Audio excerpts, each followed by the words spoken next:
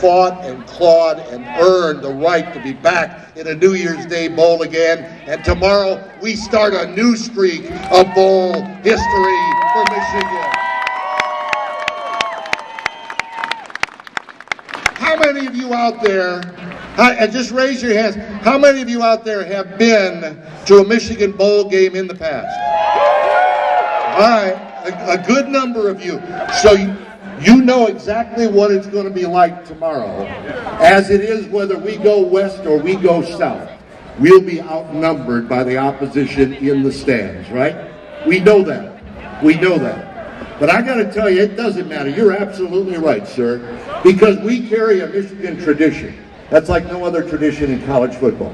We saw an example of it a little earlier before the band got out there, when one of our friends from this year's opponent from that school down south that wears red came wandering through. He can, no, don't go home. It's okay. You can't have a rivalry without two teams. Remember that. But just consider this. Consider this. He brought his cowbell and found it necessary to be a part of the Michigan pep rally. That's what he did. And you know why? People want to be near the success of Michigan. They want to be near the success of our 42 Big Ten championships and our 11 national championships and our 3 Heisman Trophy winners and our 19 bowl victories. That's why they wander through our pep rally. But let me just clue him in and others on one thing. This is our 3rd trip to the Gator Bowl. We were here last 20 years ago. 1991 we were here.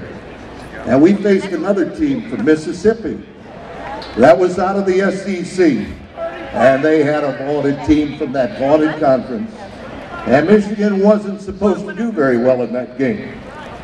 Well, let me tell you a little something about that contest, okay? This year's theme, by the way, if you haven't heard from the team, that Rich Rodriguez has emphasized with his club throughout the workouts, is keep the main thing the main thing. And the main thing is winning the football game. Well, that team 20 years ago had a similar attitude. They took ownership of that game. Let me tell you what that team did. They forced 6 turnovers in that game against that vaunted SEC opponent. All right? Elvis Gerbach was the quarterback of that team. He set a Michigan record. He threw for 4 touchdown passes in that game. 2 of them to Desmond Howard, who had 6 catches for almost 170 yards. Michigan had 2 running backs go over 100 yards in that game. Not 1, 2, John Vaughn and Ricky Powers, when the dust had cleared. When the dust had cleared, Michigan had 715 yards in total offense. That offensive line took such ownership of that game that the entire Michigan offensive line, unheard of in any bowl game ever, was named the game MVP. Dean Digman and Greg Skrepenik and Tom Dory and Steve Elliott, Steve Everett. They were named as a group because they took ownership of that game. And you know what else I remember about that day? Besides the 35-3 final score in Michigan's favor against that team from Mississippi, here's the other thing I remember. All you guys who were here and who were represented by fans before you in the maize and blue were totally outnumbered at the Gator Bowl that day on January 1st, 20 years ago. Totally outnumbered. And they were making their noise out there. And when it was all over, it got very silent except for one thing. All those Michigan fans and players together singing the victors, just like you're going to sing tomorrow after we knock off another team from the Mississippi and the SEC.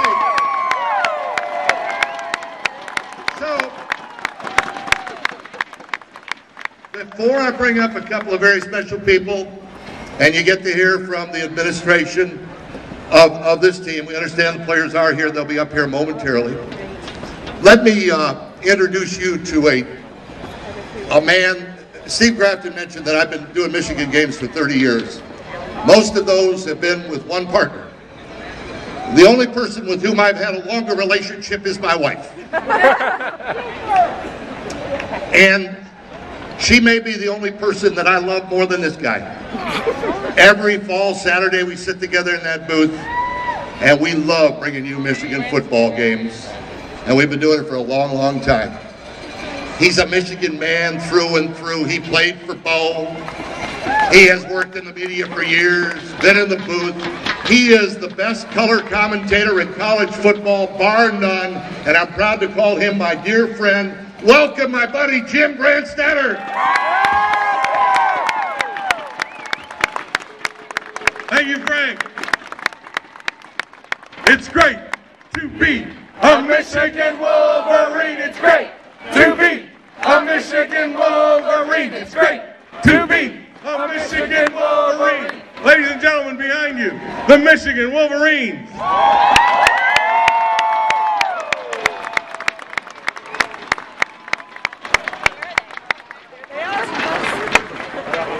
Whenever I hear this band that's sitting in front of you play the Michigan Fanfare, I get goosebumps.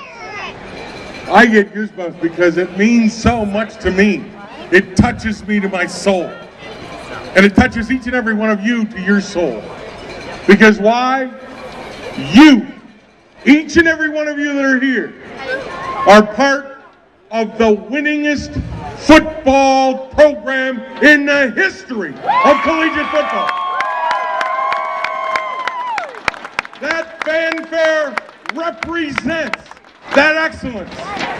You are all part of the largest living alumni body in the entire world. You all have a part in this great Michigan tradition. Ladies and gentlemen, when you hear the cowbells out there, the Mississippi State is going to ring, and are ringing right now. Tomorrow when you're at that football game, let them know how important and how loud a Wolverine voice is. Because the Wolverines, ladies and gentlemen, the Michigan Wolverines speak as one voice. And that voice is leaders and best. It's about excellence. It's about all of you.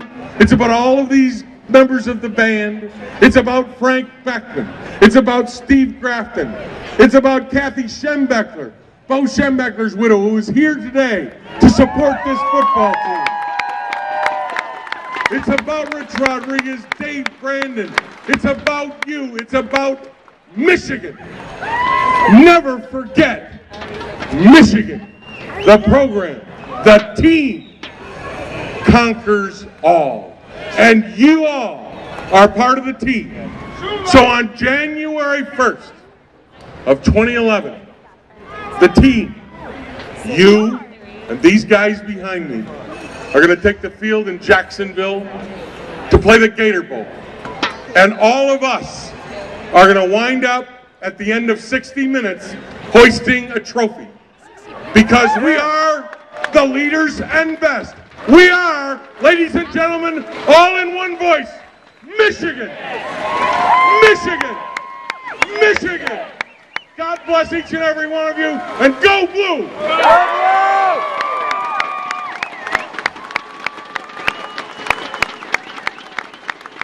Our man. Michigan has had a record of unparalleled success, both academically and athletically, and it takes special leaders to make sure that happens. And we are lucky enough to have one running the athletic department right now. A fellow who played football for Bo, had an amazing success record in private business, and all that did was prepare him